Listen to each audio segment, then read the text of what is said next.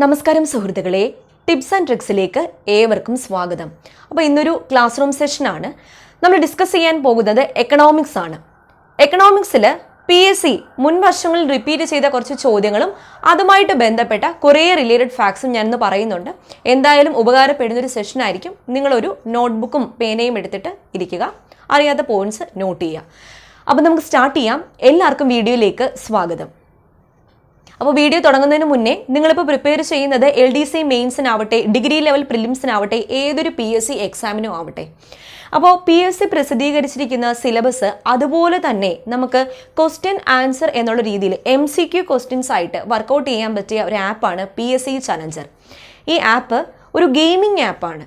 അതായത് നമുക്ക് കേരളത്തിൽ അങ്ങോളം ഇങ്ങോളം ഉള്ള PSC ഉദ്യോഗാർത്ഥികളുമായിട്ട് ലൈവായിട്ട് ചലഞ്ചസിൽ ഏർപ്പെട്ട് നമ്മുടെ നിലവാരം വിലയിരുത്താൻ വേണ്ടി സാധിക്കാൻ പറ്റിയൊരു ആപ്പാണ്.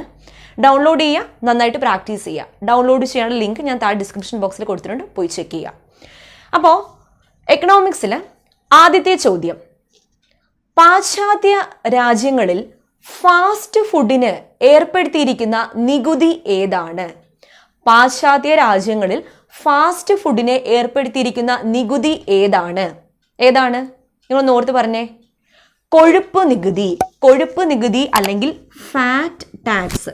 കൊഴുപ്പ് നികുതി അല്ലെങ്കിൽ ഫാറ്റ് ടാക്സ് ആണ് പാശ്ചാത്യ രാജ്യങ്ങളിൽ ഫാസ്റ്റ് ഫുഡിന് ഏർപ്പെടുത്തിയിരിക്കുന്ന നികുതി.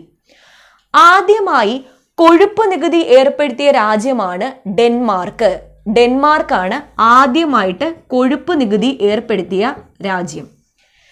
ഇന്ത്യയിൽ കൊഴുപ്പ് നികുതി ആദ്യമായിട്ട് ഏർപ്പെടുത്തിയ സംസ്ഥാനം ഏതാണെന്ന് ചോദിച്ചാൽ കേരളമാണ്. അപ്പം ഇന്ത്യയിൽ കൊഴുപ്പ് നികുതി ആദ്യമായിട്ട് ഏർപ്പെടുത്തിയ സംസ്ഥാനം ഏതാണ്? കേരളമാണ്. ലോകത്തിൽ ആദ്യമായി നികുതി ഏർപ്പെടുത്തിയ രാജ്യം ഈജിപ്റ്റ് ആണ്. ലോകത്തിൽ ആദ്യമായിട്ട് നികുതി ഏർപ്പെടുത്തിയ രാജ്യം ഏതാണ്? ഈജിപ്റ്റ്. ആദ്യമായി കാർബൺ ടാക്സ് ഏർപ്പെടുത്തിയ രാജ്യം ഏതാണ്? ന്യൂസിലൻഡ്. ന്യൂസിലൻഡ് ആണ് ലോകത്തിൽ ആദ്യമായി കാർബൺ ടാക്സ് ഏർപ്പെടുത്തിയത്. കാർബൺ ടാക്സ് എന്ന് പറഞ്ഞാൽ എന്താണ്? മലിനീകരണം നടത്തുന്ന വ്യവസായ സ്ഥാപനങ്ങൾക്ക് എതിരെ ചുമത്തുന്ന നികുതിയാണ് കാർബൺ ടാക്സ്. ലോകത്തിൽ ആദ്യമായിട്ട് കാർബൺ ടാക്സ് ഏർപ്പെടുത്തിയ രാജ്യം ന്യൂസിലൻഡ് ആണെന്ന് ഓർക്കുക. ഇനി ആദ്യമായി ഉപ്പിന് നികുതി ഏർപ്പെടുത്തിയ രാജ്യമാണ് ചൈന. ലോകത്തിൽ ആദ്യമായി ഉപ്പിന് നികുതി ഏർപ്പെടുത്തിയ രാജ്യമാണ് ചൈന. അപ്പോൾ ഇത്രയും പറഞ്ഞ പോയിന്റ്സ് ഞാനൊന്ന് കൺക്ലൂഡ് ചെയ്യാം. പാശ്ചാത്യ രാജ്യങ്ങളിൽ ഫാസ്റ്റ് ഫുഡിന് ഏർപ്പെടുത്തുന്ന നികുതിയാണ് കൊഴുപ്പ് നികുതി. ലോകത്തിൽ ആദ്യമായിട്ട് കൊഴുപ്പ് നികുതി ഏർപ്പെടുത്തിയ രാജ്യം ഡെൻമാർക്കാണ്. ഇന്ത്യയിൽ ആദ്യമായി കൊഴുപ്പ് നികുതി ഏർപ്പെടുത്തിയ സംസ്ഥാനം കേരളമാണ്. ലോകത്തിൽ ആദ്യമായി നികുതി ഏർപ്പെടുത്തിയ രാജ്യം ഈജിപ്റ്റാണ്. കാർബൺ ടാക്സ് മലിനീകരണം നടത്തുന്ന വ്യവസായ സ്ഥാപനങ്ങൾക്കെതിരെ ചുമത്തുന്ന നികുതിയാണ് കാർബൺ ടാക്സ്. കാർബൺ ടാക്സ് ലോകത്തിൽ ആദ്യമായിട്ട് ഏർപ്പെടുത്തിയത് ന്യൂസിലൻഡ് ആണ്. ആദ്യമായി ഉപ്പിന് നികുതി ഏർപ്പെടുത്തിയ രാജ്യമാണ് ചൈന. ഓക്കെ, ഇന്ത്യയിൽ ആദായ നികുതി നിലവിൽ വന്ന വർഷം ഒരു ചോദ്യമാണ്. ഇന്ത്യയിൽ ആദായ നികുതി എന്നാണ് നിലവിൽ വന്നത്? 1962 ഏപ്രിൽ മാസം 1. 1962 ഏപ്രിൽ 1 ഇന്ത്യയിൽ ആദായ നികുതി നിലവിൽ വന്നത്. നികുതിയെ പറ്റി പ്രതിപാദിക്കുന്ന ആർട്ടിക്കിൾ ഏതാണെന്ന് ചോദിച്ചാൽ ആർട്ടിക്കിൾ 265. നികുതിയെ പറ്റി പ്രതിപാദിക്കുന്ന ആർട്ടിക്കിൾ ഏതാണ്? ആർട്ടിക്കിൾ 265. ഇന്ത്യയിൽ ആദ്യമായിട്ട് നിയമിതമായ ഒരു ടാക്സേഷൻ എൻക്വയറി കമ്മീഷൻ ഉണ്ടായിരുന്നു. Taxation enquiry commission. ഈ കമ്മീഷന്റെ തലവനായിരുന്നു doctor John Mathai. Doctor John Mathai. അപ്പോൾ ഇന്ത്യയിൽ ആദ്യമായിട്ട് നിയമിക്കപ്പെട്ട ടാക്സേഷൻ എൻക്വയറി കമ്മീഷന്റെ തലവനായിരുന്നു ഡോക്ടർ ജോൺ മത്തായി. ആ കമ്മീഷൻ നിലവിൽ വന്നത് 1954. 1954. അപ്പോൾ ഈ കമ്മീഷനിൽ അംഗമായിരുന്ന മലയാളി ആരാണ്? KRK മേനോൻ. KRK മേനോൻ അന്നത്തെ കേന്ദ്ര ധനകാര്യ സെക്രട്ടറി ആയിരുന്നു. അപ്പോൾ ഈ ടാക്സേഷൻ എൻക്വയറി കമ്മീഷനിലെ അംഗമായിരുന്ന മലയാളിയാണ് KRK മേനോൻ. KRK മേനോൻ അന്നത്തെ കേന്ദ്ര ധനകാര്യ സെക്രട്ടറി ആയിരുന്നു. പ്രത്യക്ഷ പരോക്ഷ നികുതികളെ പറ്റി പഠിക്കാൻ വേണ്ടി നിയമിതമായ കമ്മീഷനാണ് വിജയ് ഖേൽക്കർ കമ്മീഷൻ, വിജയ് ഖേൽക്കർ കമ്മീഷൻ പ്രത്യക്ഷ പരോക്ഷ നികുതി, അതായത് ഡയറക്റ്റ് ആൻഡ് ഇൻഡയറക്റ്റ് ടാക്സിനെ പറ്റി പഠിക്കാൻ വേണ്ടി നിയമിതമായ കമ്മീഷൻ ഏതായിരുന്നു? വിജയ് ഖേൽക്കർ കമ്മീഷൻ. പിന്നെ PSC എപ്പോഴും ചോദിക്കാറുള്ള ഒരു കമ്മിറ്റിയാണ് രാജാ ചെല്ലയ്യ കമ്മിറ്റി. രാജാ ചെല്ലയ്യ കമ്മിറ്റി എന്തുമായി ബന്ധപ്പെട്ടിരിക്കുന്നു എന്നാണ് PSC ചോദിക്കാറുള്ളത്. നികുതി പരിഷ്കരണം. ഇന്ത്യയിൽ നികുതി പരിഷ്കരണവുമായി ബന്ധപ്പെട്ട കമ്മീഷനാണ് രാജാ ചെല്ലയ്യ കമ്മീഷൻ എന്ന് ഓർക്കുക. കയറ്റുമതി ഇറക്കുമതിക്ക് ചുമത്തുന്ന നികുതി ഏതാണ്? കസ്റ്റംസ് നികുതിയാണ്. അപ്പോൾ കയറ്റുമതി ഇറക്കുമതി ചുങ്കങ്ങൾക്ക് ഏർപ്പെടുത്തുന്ന നികുതിയാണ് കസ്റ്റംസ് നികുതി. ഇനി ഭൂനികുതിയും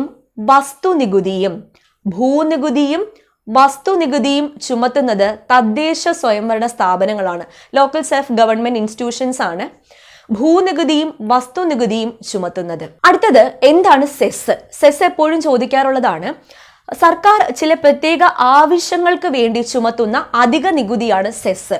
അപ്പോൾ സർക്കാർ ചില പ്രത്യേക ആവശ്യങ്ങൾക്ക് വേണ്ടി ചുമത്തുന്ന അധിക നികുതിയാണ് സെസ്.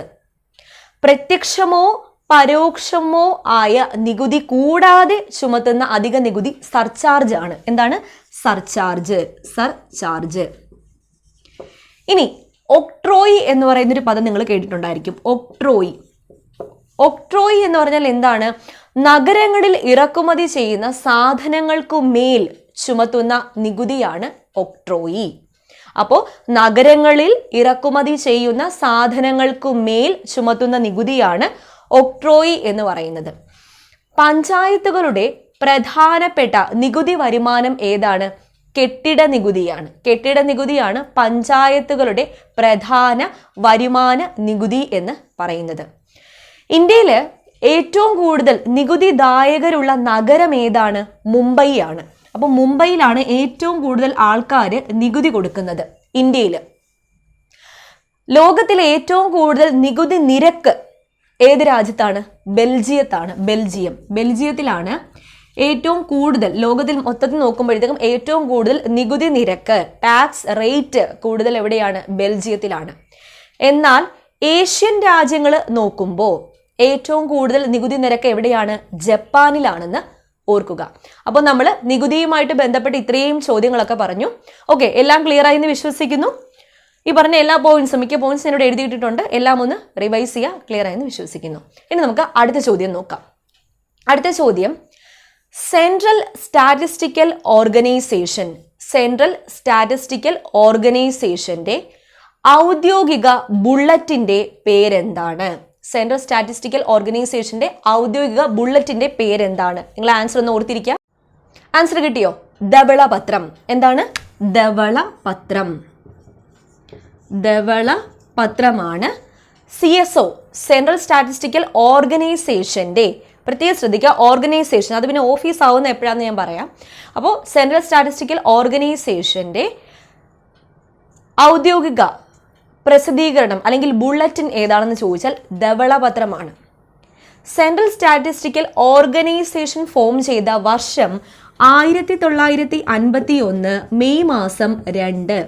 1951 മെയ് മാസം 2-നാണ് സെൻട്രൽ സ്റ്റാറ്റിസ്റ്റിക്കൽ ഓർഗനൈസേഷൻ നിലവിൽ വന്നത്. നിലവിൽ സെൻട്രൽ സ്റ്റാറ്റിസ്റ്റിക്കൽ ഓർഗനൈസേഷൻ അറിയപ്പെടുന്ന പേര് സെൻട്രൽ സ്റ്റാറ്റിസ്റ്റിക്കൽ ഓഫീസ് എന്നാണ്. Central statistical office. അപ്പോൾ കേന്ദ്ര സ്ഥിതിവിവര പദ്ധതി മന്ത്രാലയത്തിന്റെ, കേന്ദ്ര സ്ഥിതിവിവര നിർവഹണ പദ്ധതി മന്ത്രാലയത്തിന്റെ കീഴിലാണ് ഇപ്പോൾ സെൻട്രൽ സ്റ്റാറ്റിസ്റ്റിക്കൽ ഓഫീസ് പ്രവർത്തിക്കുന്നത്. സെൻട്രൽ സ്റ്റാറ്റിസ്റ്റിക്കൽ ഓഫീസിന്റെ തലവൻ ആരാണ്? ഡയറക്ടർ ജനറൽ ആണ്. സെൻട്രൽ സ്റ്റാറ്റിസ്റ്റിക്കൽ ഓഫീസിന്റെ ആസ്ഥാനം എവിടെയാണെന്ന് ചോദിക്കാറുണ്ട്. ഡൽഹിയാണ് സെൻട്രൽ സ്റ്റാറ്റിസ്റ്റിക്കൽ ഓഫീസിന്റെ ആസ്ഥാനം. ഈ ധവളപത്രം ആദ്യമായിട്ട് പ്രസിദ്ധീകരിച്ച വർഷം ഓർത്തിരിക്കുക, 1956. 1956-ലാണ് ധവളപത്രം ആദ്യമായിട്ട് പ്രസിദ്ധീകരിച്ചത്. ഓക്കെ, ഇനി ഇപ്പോൾ CSO ആണ് സെൻട്രൽ സ്റ്റാറ്റിസ്റ്റിക്കൽ ഓഫീസ്. ഇപ്പോൾ CSO എന്നാണ് സെൻട്രൽ സ്റ്റാറ്റിസ്റ്റിക്കൽ ഓഫീസ് എന്നാണ് അറിയപ്പെടുന്നത്.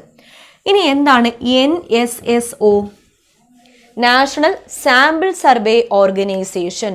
നാഷണൽ സാമ്പിൾ സർവേ ഓർഗനൈസേഷൻ ഇന്ത്യയിൽ നടത്തുന്ന സാമ്പിൾ സർവേസ് എല്ലാം കോർഡിനേറ്റ് ചെയ്യുന്നത് നാഷണൽ സാമ്പിൾ സർവേ ഓർഗനൈസേഷൻ ആണ്. National sample survey organisation form ചെയ്ത വർഷം 1950.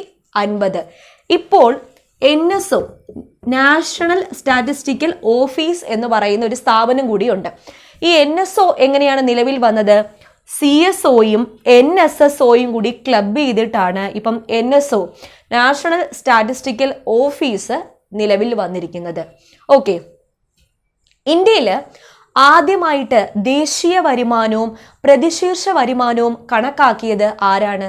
ദാദാഭായ് നവറോജിയാണ് ഇന്ത്യയിലെ ആദ്യമായി ദേശീയ വരുമാനവും പ്രതിശീർഷ വരുമാനവും കണക്കാക്കിയത്. അദ്ദേഹം 1867-68 കാലഘട്ടത്തിലാണ് ദേശീയ വരുമാനവും പ്രതിശീർഷ വരുമാനവും ആദ്യമായിട്ട് കണക്കാക്കിയത്. ഇന്ത്യയിൽ ആദ്യമായി ശാസ്ത്രീയമായി ദേശീയ വരുമാനം കണക്കാക്കിയത് ആരാണ്? VKRV Rao. VKRV Rao 1931 VKRV Rao ആണ് ഇന്ത്യയിൽ ആദ്യമായി ശാസ്ത്രീയമായിട്ട് ദേശീയ വരുമാനം കണക്കാക്കിയത് എന്ന് ഓർക്കുക. സ്വതന്ത്ര ഇന്ത്യയിൽ ഒരു ദേശീയ വരുമാന കമ്മിറ്റി ഫോം ചെയ്തിട്ടുണ്ടായിരുന്നു. ഇതൊരു ചോദ്യമാണ്. സ്വതന്ത്ര ഇന്ത്യയിൽ ഒരു ദേശീയ വരുമാന കമ്മിറ്റി ഫോം ചെയ്തിട്ടുണ്ടായിരുന്നു. ആ കമ്മിറ്റി ഫോം ചെയ്ത വർഷം 1949. അപ്പോൾ സ്വതന്ത്ര ഇന്ത്യയിൽ ഫോം ചെയ്ത 1949 ഫോം ചെയ്ത ഈ ദേശീയ വരുമാന കമ്മിറ്റിയുടെ തലവനായിരുന്നു PC മെഹ്ലനോബിസ്. മറ്റ് 2 അംഗങ്ങൾ കൂടി ഉണ്ടായിരുന്നു. DR Gadgil, professor DR Gadgil, പിന്നെ നേരത്തെ VKRV റാവു. ഇവർ രണ്ടുപേരും ഈ ഒരു കമ്മിറ്റിയിൽ അംഗങ്ങളായിരുന്നു. അപ്പോൾ എൻ്റെ തലവൻ ആരായിരുന്നു? PC മെഹ്ലനോബിസ്. അദ്ദേഹത്തെ പറ്റി പറയുകയാണെങ്കിൽ സ്വതന്ത്ര ഇന്ത്യയിൽ ആദ്യമായി വരുമാനം കണക്കാക്കിയത് PC മെഹ്ലനോബിസ് ആണ്. സ്വതന്ത്ര ഇന്ത്യയിൽ ആദ്യമായി വരുമാനം കണക്കാക്കിയത് PC മെഹ്ലനോബിസ് ആണ്. കൊൽക്കത്തയിൽ ഇന്ത്യൻ സ്റ്റാറ്റിസ്റ്റിക്കൽ ഇൻസ്റ്റിറ്റ്യൂട്ട് സ്ഥാപിച്ചത് ആരാണ്? PC മെഹ്ലനോബിസ് ആണ് കൊൽക്കത്തയിൽ ഇന്ത്യൻ സ്റ്റാറ്റിസ്റ്റിക്കൽ ഇൻസ്റ്റിറ്റ്യൂട്ട് സ്ഥാപിച്ചത്. എന്നാണ്? 1931 ഡിസംബർ 17. 1931 ഡിസംബർ 17 അദ്ദേഹം കൊൽക്കത്തയിൽ ഇന്ത്യൻ സ്റ്റാറ്റിസ്റ്റിക്കൽ ഇൻസ്റ്റിറ്റ്യൂട്ട് സ്ഥാപിച്ചത്. ഇന്ത്യൻ ബഡ്ജറ്റിന്റെ പിതാവാണ് PC മെഹ്ലനോബിസ്. മറന്നുപോകരുത്, ഇന്ത്യൻ ബഡ്ജറ്റിന്റെ പിതാവ് എന്നറിയപ്പെടുന്നത് PC മെഹ്ലനോബിസ് ആണ്. PC മെഹ്ലനോബിസിന്റെ ഒരു പ്രസിദ്ധീകരണം ഉണ്ടായിരുന്നു, സംഖ്യ. അപ്പൊ ഈ സംഖ്യ എന്ന് പറയുന്ന പ്രസിദ്ധീകരണം PC മെഹ്ലനോബിസിന്റെ പ്രസിദ്ധീകരണമാണ്. ഇത് ഏതുമായിട്ട് കൺഫ്യൂഷൻ ആകരുത്, ധവളപത്രവുമായി കൺഫ്യൂഷൻ ആവരുത്. ധവളപത്രം എന്ന് പറയുന്ന സെൻട്രൽ സ്റ്റാറ്റിസ്റ്റിക്കൽ ഓഫീസിന്റെ ഔദ്യോഗിക ബുള്ളറ്റിൻ ആണ്. ഓപ്ഷനിൽ എങ്ങനെ ചോദിക്കും, സെൻട്രൽ സ്റ്റാറ്റിസ്റ്റിക്കൽ ഓഫീസിന്റെ ഔദ്യോഗിക ബുള്ളറ്റിൻ ഏത്? ധവളപത്രം ഉണ്ടായിരിക്കും, സംഖ്യ ഉണ്ടായിരിക്കും. അപ്പോൾ അത് സംഖ്യ എന്ന് പറയുന്ന PC മെഹ്ലനോബിസിന്റെ പ്രസിദ്ധീകരണമാണെന്ന് ഓർക്കുക. PC മെഹ്ലനോബിസിന്റെ ജന്മദിനമായ ജൂൺ മാസം 29 ആണ് ഇന്ത്യയിൽ സ്റ്റാറ്റിസ്റ്റിക്സ് ഡേ ആയിട്ട് ആചരിക്കുന്നത്. PC മെഹ്ലനോബിസിന്റെ ജന്മദിനമായ ജൂൺ മാസം 29 ഓക്കെ. ഈ CSO സെൻട്രൽ സ്റ്റാറ്റിസ്റ്റിക്കൽ ഓഫീസിന്റെ അല്ലെങ്കിൽ ഓർഗനൈസേഷന്റെ, ആ സമയത്ത് ഓർഗനൈസേഷനായിരുന്നു, ഓർഗനൈസേഷന്റെ രൂപീകരണത്തിൽ മുഖ്യ പങ്ക് വഹിച്ച വ്യക്തിയാണ് PC മെഹ്ലനോബിസ്. അപ്പം അദ്ദേഹത്തെ പറ്റി PSC എപ്പോഴും ചോദിക്കുന്ന ചോദ്യം, ഇന്ത്യൻ ബഡ്ജറ്റിന്റെ പിതാവ് ആരാണ് എന്ന് ചോദിച്ചാൽ PC മെഹ്ലനോബിസ് ആണ്. ഓക്കെ, പിന്നെ നമ്മൾ നേരത്തെ പറഞ്ഞു ഇന്ത്യയിൽ ആദ്യമായിട്ട് ദേശീയ വരുമാനവും പ്രതിശീർഷ വരുമാനവും കണക്കാക്കിയത് ആരാണ്? ദാദാഭായ് നവറോജി. ദാദാഭായ് നവറോജിയാണ് ഇന്ത്യയിൽ ആദ്യമായി ദേശീയ വരുമാനവും പ്രതിശീർഷ വരുമാനവും കണക്കാക്കിയത്. ഇന്ത്യയുടെ വന്ധ്യവയോധികൻ എന്നറിയപ്പെടുന്നത് ആരാണ്? ദാദാഭായ് നവറോജിയാണ് ഇന്ത്യയുടെ വന്ധ്യവയോധികൻ. അദ്ദേഹത്തിന്റെ ഒരു ദ്വൈവാരികയുണ്ട്, റാസ്ത് ഗോഫ്താർ. റാസ്ത് ഗോഫ്താർ. റാസ്ത് ഗോഫ്താർ എന്ന് പറഞ്ഞാൽ ദ ട്രൂത്ത് ടെല്ലർ. എന്താണ്? ദ ട്രൂത്ത് ടെല്ലർ എന്ന ദ്വൈവാരികയുടെ പത്രാധിപർ ആയിരുന്നു ആര്? ദാദാഭായ് നവറോജി. ഇദ്ദേഹത്തിന്റെ പത്രമായിരുന്നു Voice of India. PSC main ചോദ്യമാണ്. ദാദാഭായ് നവറോജിയുടെ അല്ലെങ്കിൽ ആരുടെ പത്രമാണ് വോയിസ് ഓഫ് ഇന്ത്യ? ദാദാഭായ് നവറോജിയുടെ പത്രമാണ് വോയിസ് ഓഫ് ഇന്ത്യ. ഇദ്ദേഹത്തിന്റെ പ്രധാനപ്പെട്ട ഒരു സിദ്ധാന്തമാണ് ഡ്രെയിൻ തിയറി, ചോർച്ചാ സിദ്ധാന്തം. ചോർച്ചാ സിദ്ധാന്തം എന്ന് പറയുന്നത് ബ്രിട്ടീഷ് ഇന്ത്യയിൽ നിന്നും റിസോഴ്സസ് ചോർത്തിക്കൊണ്ടു പോകുന്നതാണ്, ബ്രിട്ടീഷുകാർ ചോർത്തിക്കൊണ്ടു പോകുന്നതാണ്.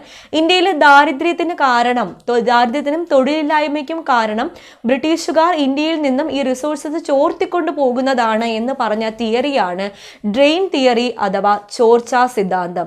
ഇത് അദ്ദേഹത്തിന്റെ ബുക്കായ poverty and unBritish rule in India എന്ന പുസ്തകത്തിലൂടെയാണ് ഈ ഒരു ഡ്രെയിൻ തിയറിയെ പറ്റി പറഞ്ഞത്. ദാദാഭായ് നവറോജിയുടെ പേരിൽ പുരസ്കാരം നൽകുന്ന രാജ്യമാണ് ബ്രിട്ടൻ. അപ്പൊ ദാദാഭായ് നവറോജിയുടെ പേരിൽ പുരസ്കാരം നൽകുന്ന രാജ്യം ഏതാണ്? ബ്രിട്ടനാണ്. ഓക്കെ, അപ്പൊ നമ്മൾ എവിടെ നിന്ന് സ്റ്റാർട്ട് ചെയ്തു? CSOയിൽ നിന്ന് സ്റ്റാർട്ട് ചെയ്തു. കണക്ട് ചെയ്ത് എവിടെ വരെ എത്തി? ദാദാഭായ് നവറോജി വരെ എത്തി. അപ്പോൾ ഇന്ന് ഡിസ്കസ് ചെയ്ത എല്ലാ പോയിന്റ്സും എല്ലാവർക്കും ക്ലിയർ ആയി എന്ന് വിശ്വസിക്കുന്നു. എന്തെങ്കിലും ഡൗട്ട് ഉണ്ടെങ്കിൽ താഴെ കമന്റ് ചെയ്യുക. ഇതുപോലത്തെ സെഷൻസ് ഇനിയും ചെയ്യുന്നതായിരിക്കും. അപ്പോൾ ഞാൻ നേരത്തെ പറഞ്ഞ ആപ്പ് മറക്കണ്ട, PSC ചലഞ്ച് ഡൗൺലോഡ് ചെയ്യാനുള്ള ലിങ്ക് ഡിസ്ക്രിപ്ഷൻ ബോക്സിൽ കൊടുത്തിട്ടുണ്ട്. വീഡിയോ ഇഷ്ടപ്പെട്ടാൽ ഉറപ്പായിട്ട് ലൈക്ക് ചെയ്യുക. നിങ്ങളുടെ കൂട്ടുകാരിലേക്കും കൂടി ഒന്ന് ഷെയർ ചെയ്ത് കൊടുക്കാം. വീണ്ടും കാണാം. Thank you.